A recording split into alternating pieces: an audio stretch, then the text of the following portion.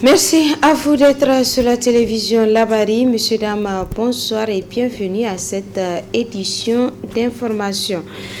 Les acteurs de la société civile nigérienne, à savoir Moukela Alidou du SINASEP, également secrétaire général adjoint de la CNT, Meklouzodi et Moudi Moussa du mouvement Tournons la page TLP Niger vont passer leur 163e nuit de détention dans les maisons d'arrêt de Daïkena, Walam et Kolo dans la région de Tilaberi.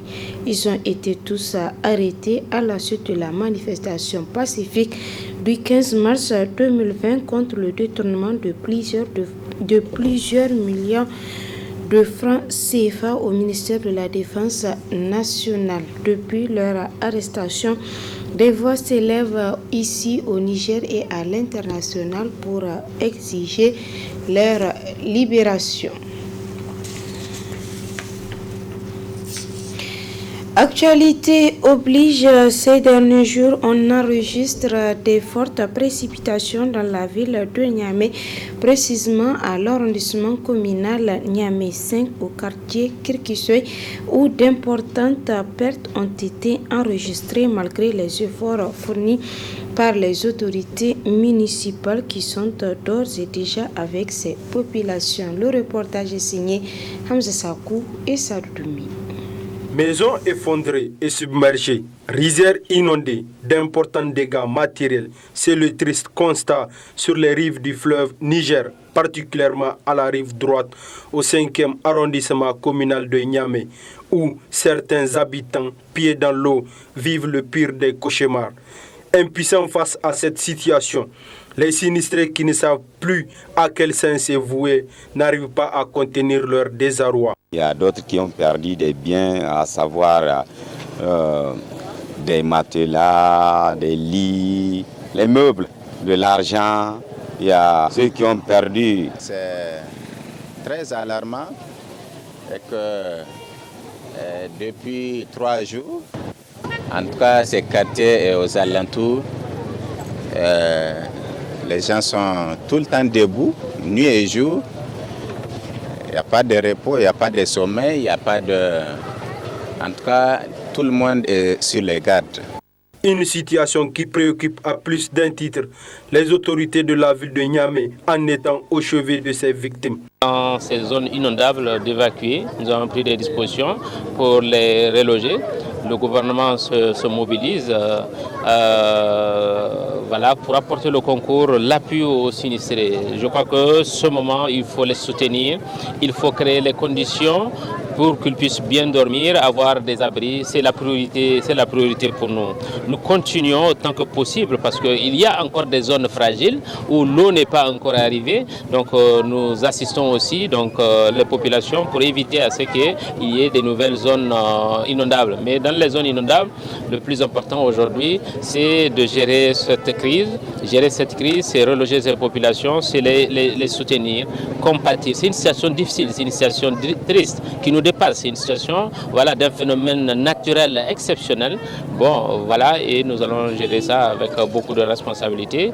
Nos équipes sont sur le terrain. La cote d'alerte étant au rouge et les services météorologiques ont annoncé d'autres précipitations dans les prochains jours. C'est pourquoi les autorités municipales appellent les populations à plus de vigilance pour éviter l'irréparable.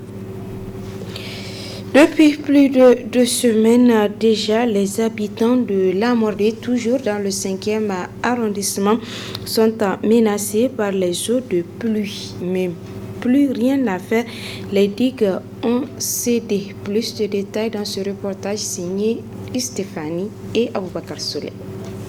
Engloutis par les eaux, les habitants de la rive droite n'ont plus d'habitation et sont obligés de quitter les lieux.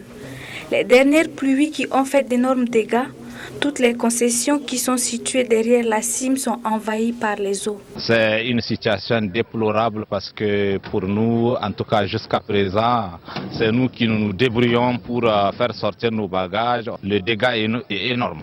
C'est des bagages, du matériel pendant à peu près 8 ans qu'on a refait après l'autre inondation de 2012.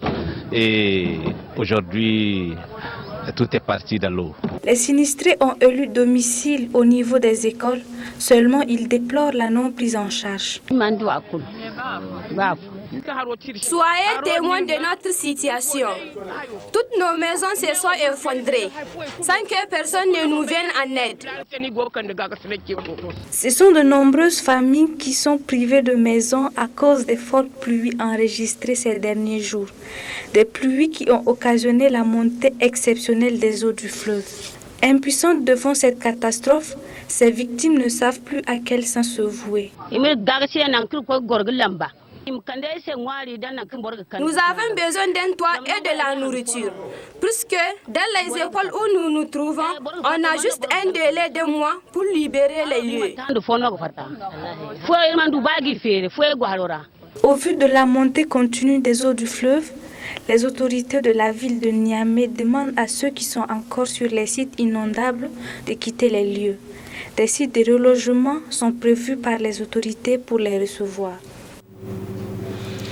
Durant cette période de grande pluie au quartier Kilkisoy et ses alentours de la commune 5 de Niamey, les populations sont dans un état précaire causé par les inondations.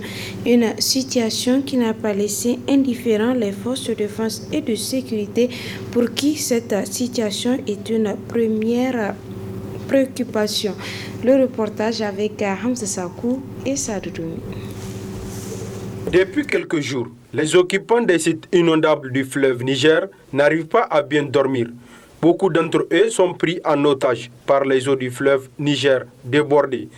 Dans certains endroits, même les voies d'accès sont envahies. Pas de passage, une situation qui a amené les éléments de sapeurs-pompiers pour assister les sinistrés à sauver ce qui peut l'être.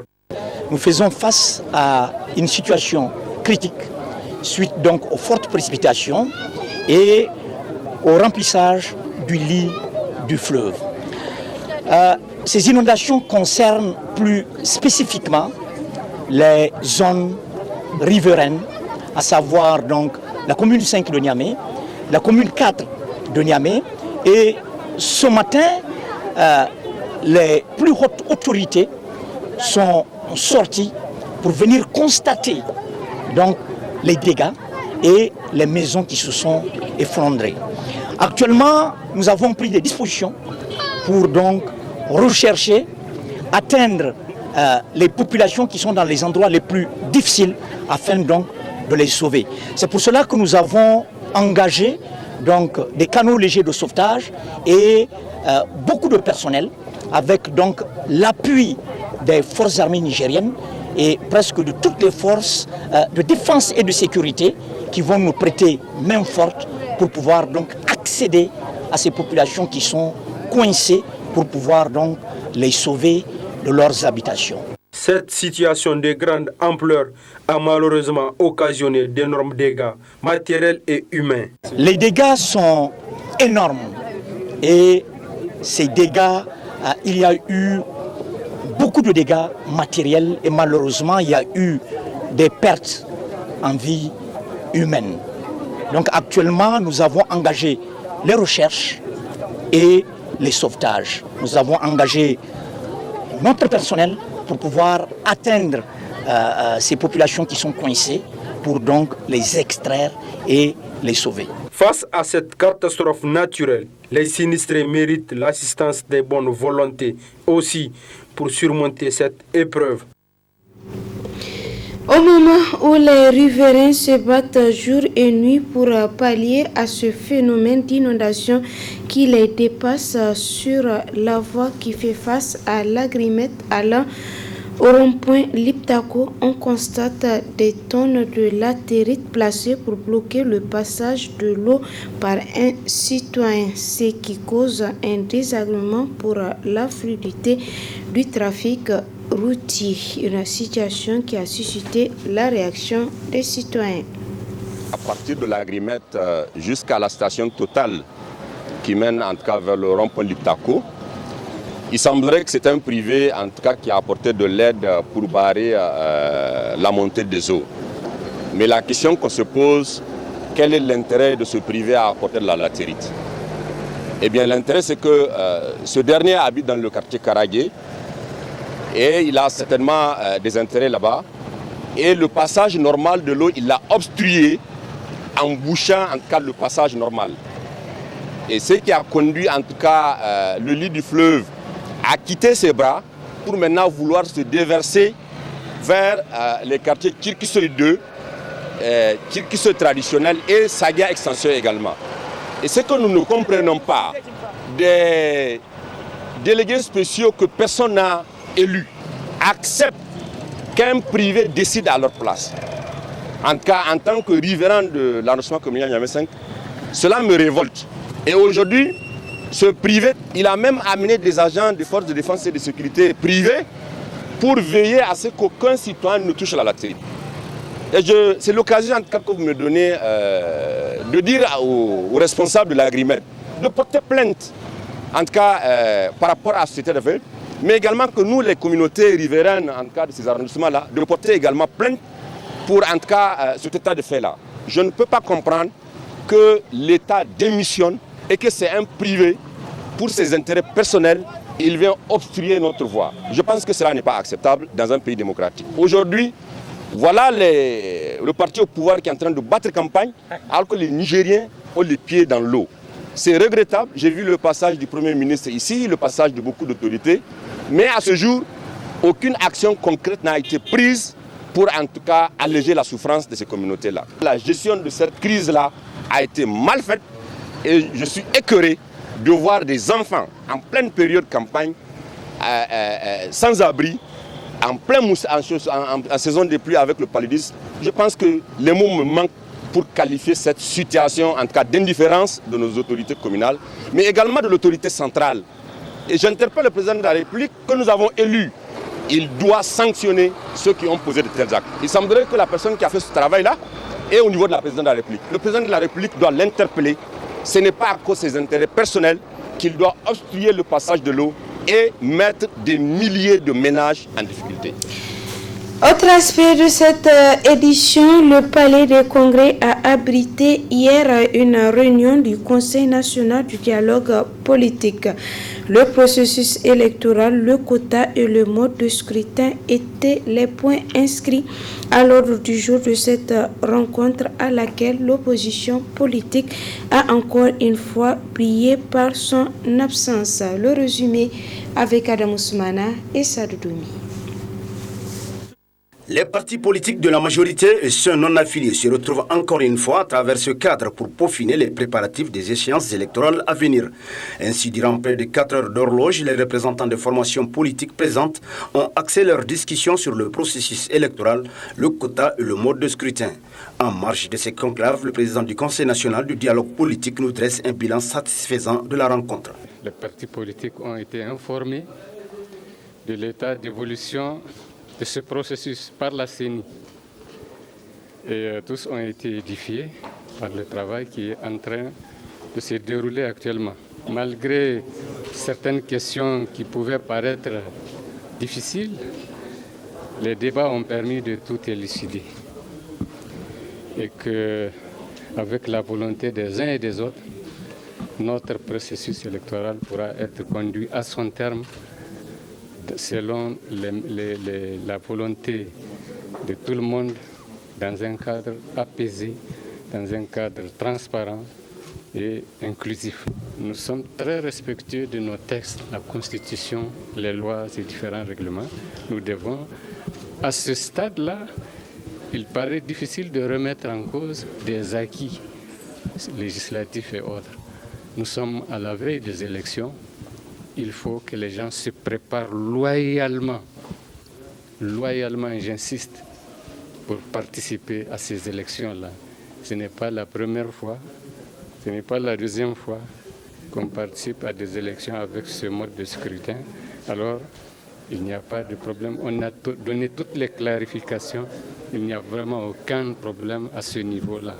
Un des acquis aussi de cette rencontre, important, c'est que la loi sur les quotas des femmes, excusez-moi, le quota au plan du genre. Donc nous avons recueilli les avis, des observations et avis des partis politiques sur un projet de décret qui consacre l'application de la loi sur les quotas. Et là, je n'ai pas du tout enregistré d'objection.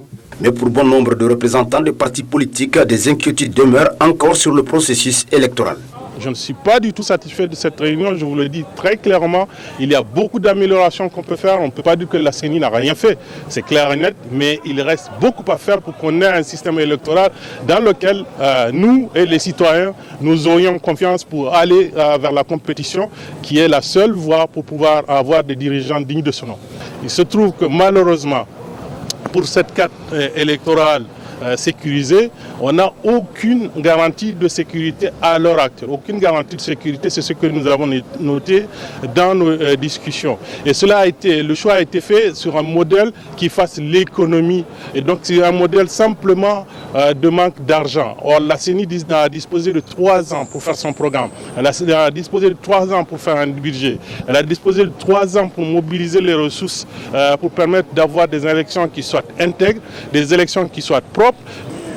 On risquerait d'avoir un problème de distribution des cartes électorales biométriques. Et c'est de là que la corruption et la fraude électorale commencent. Vous avez entendu le point de vue de beaucoup de participants, n'est-ce pas, autour de certaines inquiétudes. Des inquiétudes, par exemple, liées à la sincérité d'organiser les élections électorales selon le calendrier préétabli. Est-ce qu'à l'heure actuelle, la CENI est prête à organiser les élections locales à la date du 13 décembre? Il urge alors que la Commission électorale nationale indépendante trouve les voies et moyens permettant de dissiper les inquiétudes des uns et des autres pour un bon déroulement des échéances électorales à venir. Célébration aujourd'hui du 71e anniversaire des conventions de Genève du 12 août 1989. Cette commémoration s'est déroulée ce matin au siège de la Commission nationale des droits humains. Le compte-rendu avec Ali Cissé, Ibrahim et Aboubakar Souley. La célébration du 71e anniversaire des conventions de Genève du 12 août 1949 intervient dans un contexte où le monde est en proie à des conflits armés, particulièrement dans des États sahéliens qui sont confrontés à des attaques terroristes. Alfred Goubagé, président du Rassemblement des acteurs pour la promotion et le respect du droit international humanitaire et des droits de l'homme, a relevé l'importance que revêt le droit international humanitaire. Au-delà de sa vocation de protection des personnes qui ne participent pas ou plus aux conflits armés, le droit international humanitaire limite également le choix des moyens et méthodes de guerre. Ceci démontre à suffisance la volonté affichée de cette discipline de donner un visage humain à la guerre, au regard de son incapacité à l'interdire, car les hommes, les États se feront toujours la guerre. Ne vaut-il pas mieux la réglementer? Les conflits armés contemporains posent de nombreux défis dans la protection des populations. La cyberguerre, la guerre asymétrique, à cela s'ajoutent les énormes défis quant à la protection des déplacés internes, autant de défis. Des questions qui seront développées suffisamment lors de cette célébration par nos éminents panélistes. Présent à cette célébration, Romaric Ferraro, conseiller juridique au CICR, n'a pas manqué de transmettre un message de la part du Comité international de la Croix-Rouge à l'occasion de cette célébration. L'anniversaire des conventions de Genève est une date symbolique importante pour le Comité international de la Croix-Rouge, CICR, et pour le mouvement tout entier de la Croix-Rouge et du Croissant-Rouge. En effet, ces 4 traités représentent le socle de la protection dont bénéficient les victimes des conflits armés. Procédant au lancement de la commémoration du 71e anniversaire des conventions de Genève du 12 août 1949, le président de la Commission nationale des droits humains, Khaled Ikiri, a fait un rappel sur les conventions de Genève. Le thème central de cette commémoration est le droit international humanitaire et les défis posés par les conflits armés contemporain. Pour rappel, 4 conventions protègent la vie et la dignité des victimes de conflits armés tout en leur apportant de l'assistance.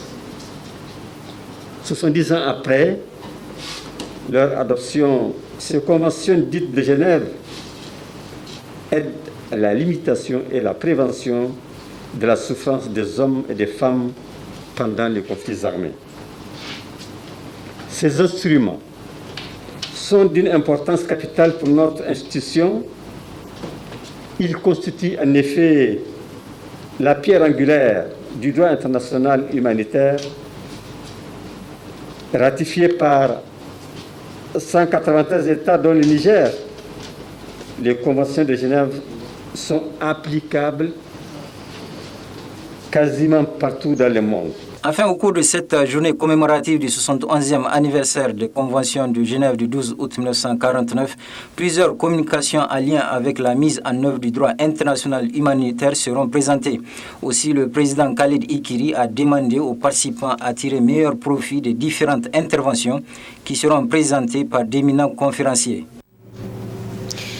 À l'instar des autres pays du monde, le Niger célèbre ce jour la journée internationale de la langue Hausa. Quelle est la place qu'occupe cette langue? Élément de réponse dans ce reportage signé Asma Oseidou et Sadoumi. Promouvoir les langues nationales en général et la langue Hausa en particulier, c'est le sens donné à cette journée dédiée à la langue Hausa, l'une des langues les plus parlées en Afrique. À travers la dénomination de notre ministère, il y a un point important qui est consacré à la promotion des langues nationales. Et cette journée qui vient donc nous conforter dans notre choix de la promotion des langues nationales revêt, comme je l'ai dit tantôt, une importance capitale.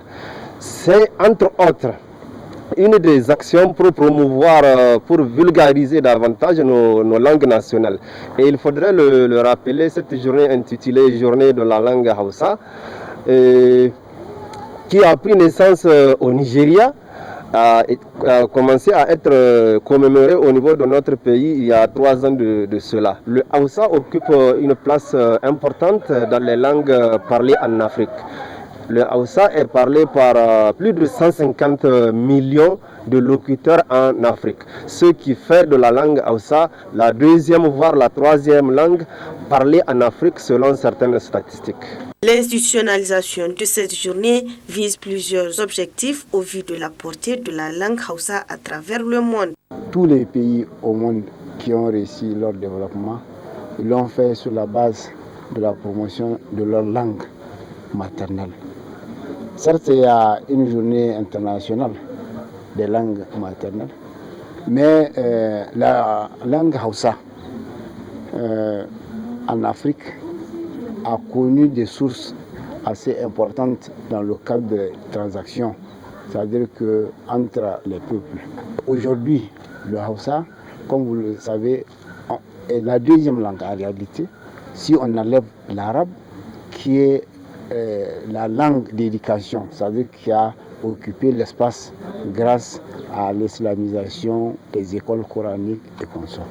Donc, vous prenez tous ceux qui sont de source Hausa et qui ont Hausa comme seconde langue, on est à plus de 150 millions en réalité, puisque entre rien que le Niger et le Nigeria, vous avez 43 millions de locuteurs au Nigeria et 15 à peu près au Niger. Nous sommes à 63 millions de locuteurs Hausa entre rien que le Niger et le Nigeria. Notons qu'au cours de cette journée, qui est d'ailleurs à sa 5e édition, plusieurs conférences seront animées par des experts, suivies d'une exposition des livres édités en langue Hausa. La coalition ASSO-EPT Niger organise depuis ce matin un atelier de formation des membres de la coalition des structures et structures partenaires sur l'inclusion scolaire et le handicap. Le thème de cette formation est l'éducation inclusive et handicap. Le compte rendu. Financée par le projet Humanité et Inclusion, cette formation des membres de la coalition et structures partenaires sur l'inclusion scolaire et le handicap, organisée par la coalition nigérienne pour une éducation de qualité pour tous, ASSO-EPT Niger, rentre dans le cadre du projet Éducation inclusive au Sahel, un projet qui assure une scolarité et une éducation de qualité pour les filles et les garçons marginalisés âgés de 6 à 16 ans, y compris les filles et garçons handicapés. Le projet qui finance cette activité intervient au niveau des politiques, au niveau des services déconcentrés et de la communauté à travers le renforcement des capacités, le plaidoyer et l'assistance technique. Ce projet, qui est bientôt dans sa deuxième année, ambitionne d'accompagner les ministères en charge de l'éducation et les acteurs clés du secteur à élaborer des normes minimales pour l'éducation inclusive et développer leur propre système éducatif inclusif en fonction du contexte et de leurs réalités respectives. Pour garantir sa réussite, le projet utilise une approche globale multi-acteurs pour soutenir tous les enfants handicapés et autres groupes marginalisés, leurs familles, les communautés et les acteurs de l'éducation, les autorités éducatives ainsi que les organisations de la société civile pour accueillir et intégrer les enfants marginalisés dans les écoles ordinaires à l'aide des pratiques d'éducation inclusive. Ainsi, cette formation concourt à l'atteinte du résultat sur les appuis des actions de plaidoyer et de formation des partenaires PCF. Cette formation s'inscrit dans le cadre de la mise en œuvre des activités du projet Éducation inclusive au Sahel. Elle concourt à l'atteinte du résultat sur les appuis des activités de plaidoyer et de la formation des partenaires du PCF afin de contribuer à l'accès universel de l'éducation primaire et préscolaire dans les régions de Niamey et Maradi. ASSO-EPT, dans le cadre de la réussite du projet, a jugé utile de former les membres du conseil d'administration et de coordination régionale sur cette thématique importante qui est l'éducation inclusive et le handicap. Durant toute une journée, les participants venus de toutes les régions du Niger seront édifiés sur la thématique de cette rencontre qui est l'éducation inclusive et le handicap. Notant que cette formation se tient en prélude à l'Assemblée générale de la coalition ASSO-EPT prévue pour ce 27 août 2020. Comme à chaque mercredi, place à présent à la rubrique hebdomadaire, la chronique judiciaire qui coïncide avec la commémoration de l'anniversaire des conventions de Genève.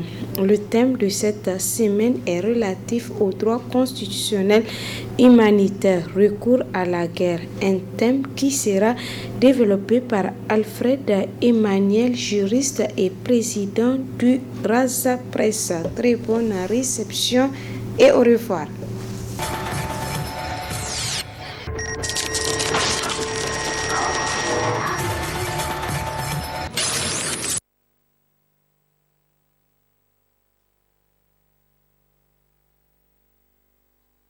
Le droit du recours à la guerre et le droit dans la guerre, ce que les juristes appellent communément le jus in bello et le jus ad bellum.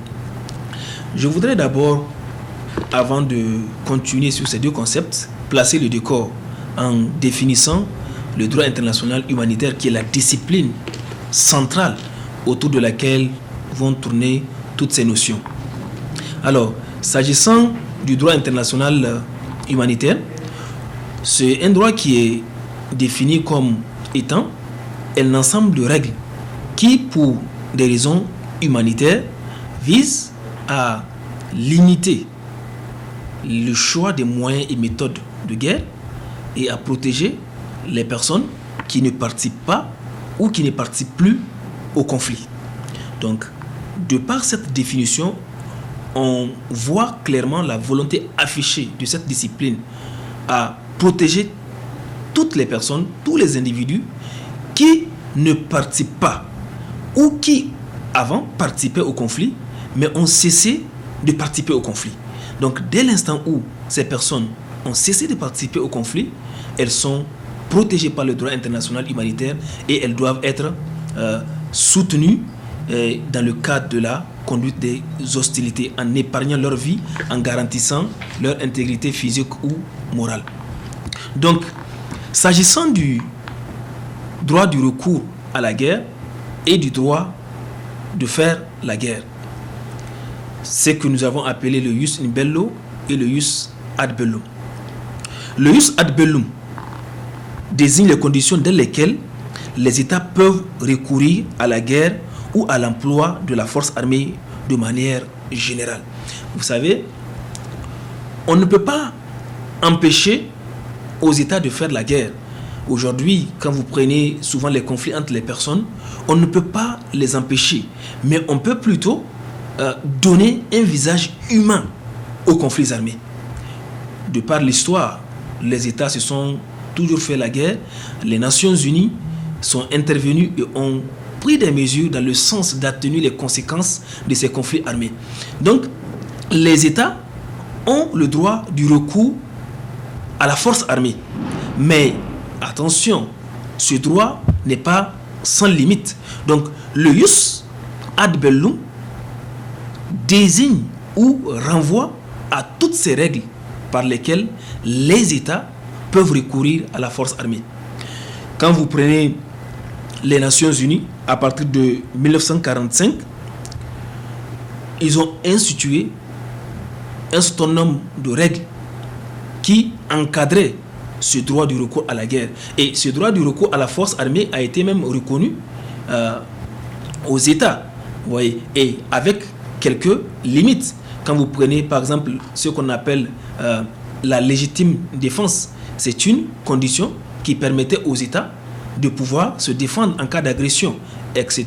Mais les Nations Unies, à travers la charte des Nations Unies, avaient prévu des mécanismes tels que le règlement pacifique des différends internationaux. Donc, on recommande aux États de recourir à d'autres mécanismes afin d'éviter les conflits. Mais étant donné que on ne peut pas éviter souvent les conflits, eh bien, on vient, ou bien le droit international humanitaire intervient pour encadrer cela. Quand le conflit dégénère, il y a un certain nombre de règles qui viennent pour encadrer la conduite des hostilités. Donc, maintenant, s'agissant du jus in bello, donc le jus in bello, à la différence du jus ad bellum, le jus ad bellum qui, lui, est un droit du recours à la force armée. Le jus in bello, ici, renvoie aux règles dans la conduite même des hostilités. C'est-à-dire ici, le conflit a déjà dégénéré entre les États. Et donc, quand le conflit dégénère, il faudrait lui donner un visage humain. Il faudrait le réglementer. Quels sont les biens qui sont susceptibles d'être touchés en cas de conflit, qui il faut toucher, qui il ne faut pas toucher, comment doit se faire la guerre, etc., etc. Nous allons revenir dans le cadre de notre thème sur la conduite des hostilités. Donc, pour aujourd'hui, nous allons tout simplement nous contenter de ces deux concepts. Le jus ad bellum, droit du recours à la guerre, et le jus in bello. Donc, j'étais sur le deuxième point, le jus in bello. Comme je l'ai dit, là, nous sommes au cœur des conflits. Et le droit international humanitaire, à travers les conventions de Genève et leurs deux protocoles, et d'ailleurs les trois protocoles interviennent pour pouvoir réglementer la conduite des hostilités. Donc, voilà un peu la quintessence de ces deux concepts. Le jus in bello, qui permet aux États de recourir à la force armée, et le jus ad bello, qui est un droit qui intervient pour réglementer la conduite des hostilités quand la guerre se déchaîne entre les États. Maintenant, le droit international humanitaire s'applique aux belligérants, quels que soient les motifs du conflit, quelles que soient les raisons qui ont conduit à la guerre entre les États. Le droit international humanitaire s'applique. Les États ont l'obligation de respecter le DIH. Aujourd'hui, pratiquement l'ensemble ou bien la quasi-totalité des États, en tout cas une bonne partie de ces États-là, sont partis aux conventions de Genève.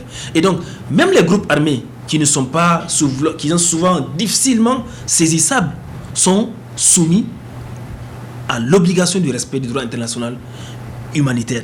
Donc, ici, quelle qu'en soit la cause du conflit, quelle qu'en soit sa justesse, même si il est légitimé, même s'il y a un motif légitime qui a conduit au déclenchement de la guerre, eh bien les partis qui en sont les belligérants sont obligés de se soumettre au respect du droit international humanitaire. Donc en outre, le DIH a pour objet de protéger ici les victimes des conflits armés indépendamment de leur appartenance à l'un ou l'autre des bords.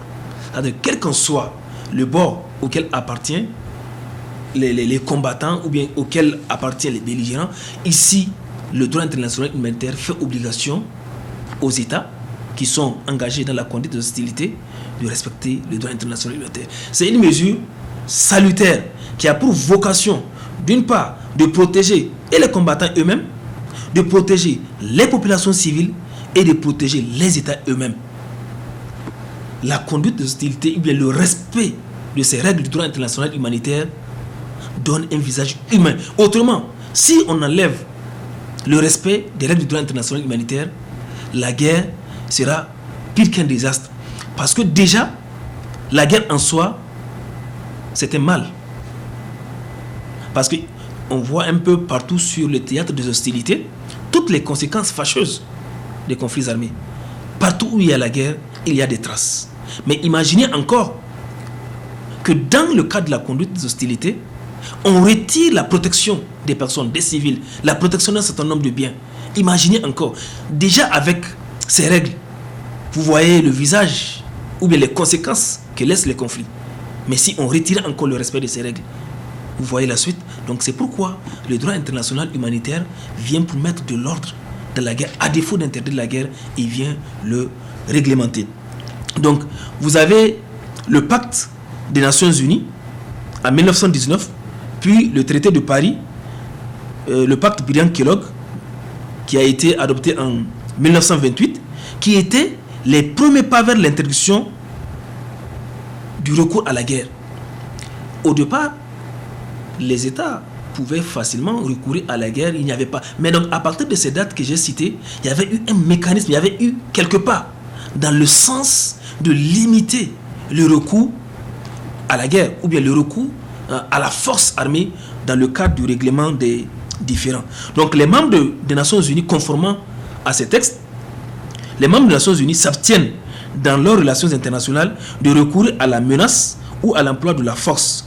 Cependant, la charte reconnaît le droit de la légitime défense. Donc, cela ne veut pas dire que les États ne peuvent pas se défendre. L'interdiction du recours à la force ne veut pas dire qu'un État qui est agressé ne peut pas se défendre. C'est vrai, aujourd'hui, il y a des accords de coopération militaire, il y a des accords entre les États en cas de menace, par exemple, d'un membre de la communauté que les autres viennent à son secours. L'histoire nous a montré beaucoup d'exemples sur la scène internationale. Donc les États ont le droit de se protéger. C'est la légitime défense. Mais encore une fois de plus, je le rappelle, conformément à tous ces textes et conformément aux conventions de Genève et à leur protocole additionnel, les États doivent avoir le réflexe du respect de toutes ces règles liées aux conflits armés.